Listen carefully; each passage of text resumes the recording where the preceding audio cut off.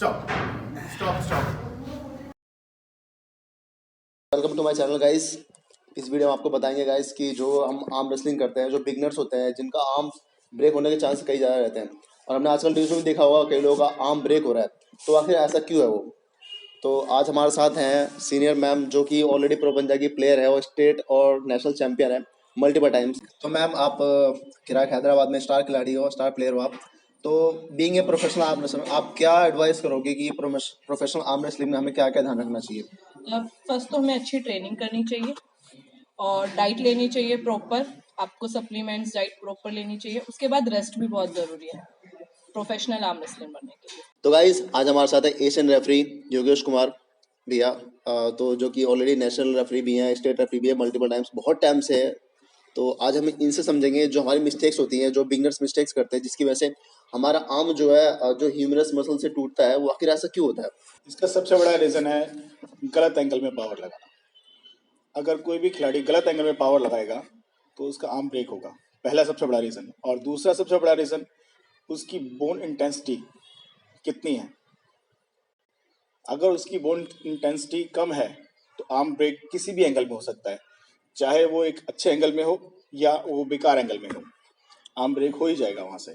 अच्छा भैया, इसका ये भी होता है कि जैसे अगर मैं कमज़ोर हूँ और सामने वाला तगड़ा है, तो और मैं इस चीज़ पे स्ट्रेंथ लगा के रखूँ, और मेरे को कोई यहाँ पे अगर हो सीनियर बंदा जो इस चीज़ के बारे में जानता हो कि मेरी ब्रेकिंग पोजीशन है, तो वो चीज़ प्रिकॉशन रहेगी। मतलब अगर वो रहेगा तो उसके सही रहेगा कि एग्जैक्टली अगर आप गेम खेल रहे हैं, आर्म रेसलिंग टेबल पे अगर गेम खेल रहे हैं तो रेफरी का होना बहुत ज़रूरी है, क्योंकि अगर रेफरी है आपके पास तो आपकी वो ब्रेकिंग पोजीशन पे आते ही गेम को स्टॉप करा देते हैं ताकि आपको इंजरीज ना हो। तो भैया जैसे एक वीडियो है, उसको देखना, पहले उसको छुड़ाया, यस, अभी स्ट्रैप में है,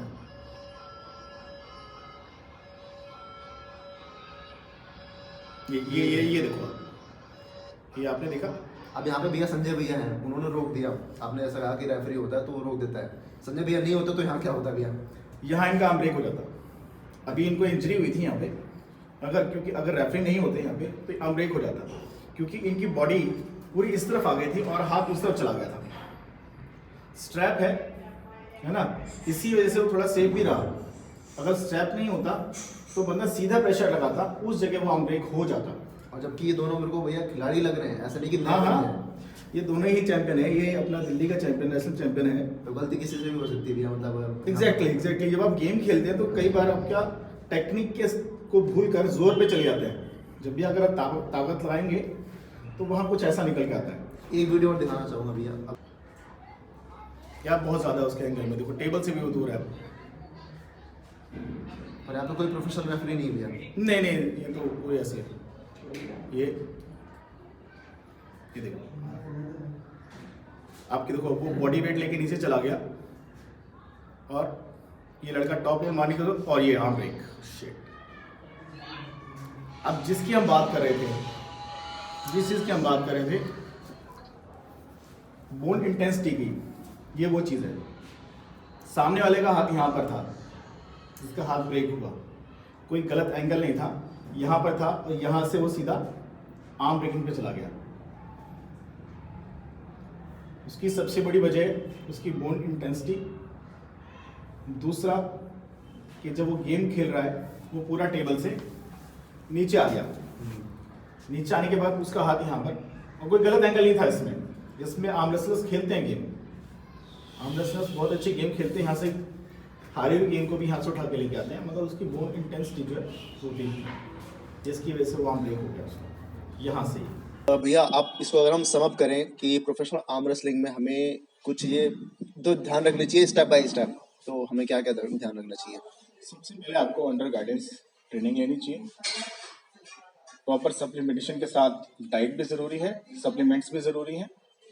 और इस गेम के अंदर आपको थोड़ा समय ज़्यादा लगता है, क्योंकि ये गेम सिर्फ ताकत का नहीं, टेक्निक का भी है, तो थोड़ा पेशेंस भी रखिए आप।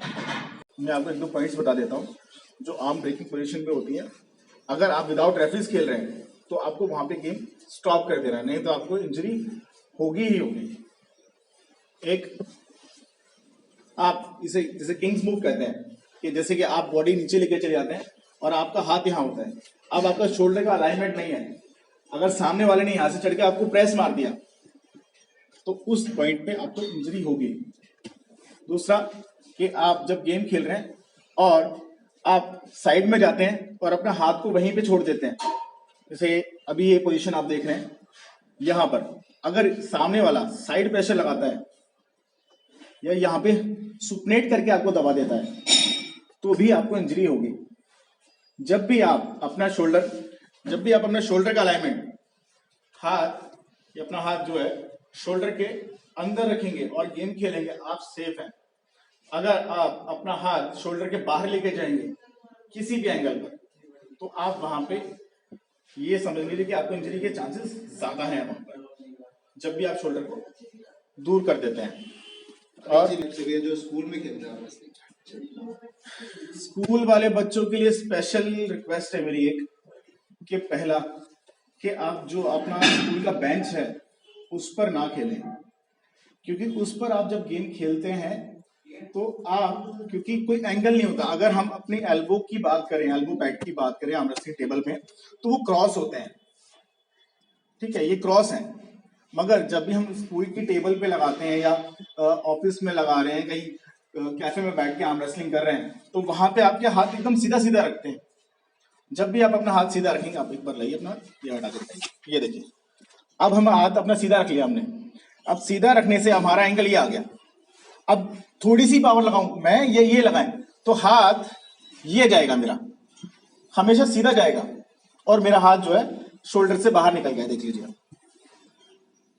ये पोजीशन जो है सबसे डेंजर पोजीशन आती है और यहां से बोन ब्रेक हो जाती है। ये और ये स्कूल थोड़ी वाइज बहुत इंजरी भी देके जाती है ना भैया, और फिर वो बाद में जब हम अच्छे प्रोफेशनल उस पे जाते हैं तो वो इंजरी फिर हमें वो तो है। देखिए, दिक्कत देती है। अगर आप बात करते हैं एल्बो की साइड में, इस एरिया में, मगर यहाँ की जो इंजरी है रिकवर हो जाती है, मगर आपका आर्म ब्रेक हो गया तो वहां से कम बैक करना बहुत मुश्किल है। स्कूल वाइज से ये रिक्वेस्ट है कि वो आर्म रेसलिंग के टेबल पर ही गेम खेले। अब तो हर जगह आर्म रेसलिंग है, आपके आसपास कोई इंस्टीट्यूट हो, क्लब हो, जिम हो, वहां पर जाकर आप प्रैक्टिस कीजिए, फिर आप गेम खेलिए। सप्लीमेंट में आप बहुत ही नॉर्मल सप्लीमेंट स्टार्ट कर सकते हैं जो कि काफ़ी इफेक्टिव होते हैं। वो आपको केमिस्ट पे बहुत इजी मिल जाएंगे। पहला ग्लूकोसमाइन, कैल्शियम, विटामिन D3 और फिश ऑयल। आप ये चारों कॉम्बिनेशन ले सकते हैं जिससे आपके जॉइंट्स की लुब्रिकेशन, बोन की इंटेंसिटी दोनों ही अच्छी रहेंगी। अगर आप आर्म रेसलिंग करना चाहते हैं या आर्म रेसलर हैं तो आप अच्छे से उसकी ट्रेनिंग कीजिए, प्रॉपर किसी गाइडेंस में ट्रेनिंग कीजिए ताकि आप इंजरी से बचें और एक अच्छी हेल्दी गेम खेलें।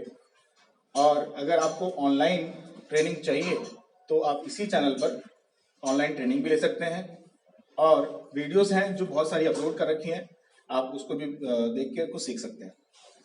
तो गाइस ये चीज़ें जो है जो हमारे senior referee, Asian referee sir ने बताया है और हमारी मैम ने भी बताया है, तो ये चीज़ आपको ध्यान रखनी है। अगर आपको आर्म रेसलिंग करनी है तो आपको पेशेंस रखना पड़ेगा, क्योंकि सीधी सी बात है, इसमें ये स्ट्रेंथ वाली ट्रेनिंग, स्ट्रेंथ वाला स्पोर्ट है, तो इसमें समय लगेगा आपको।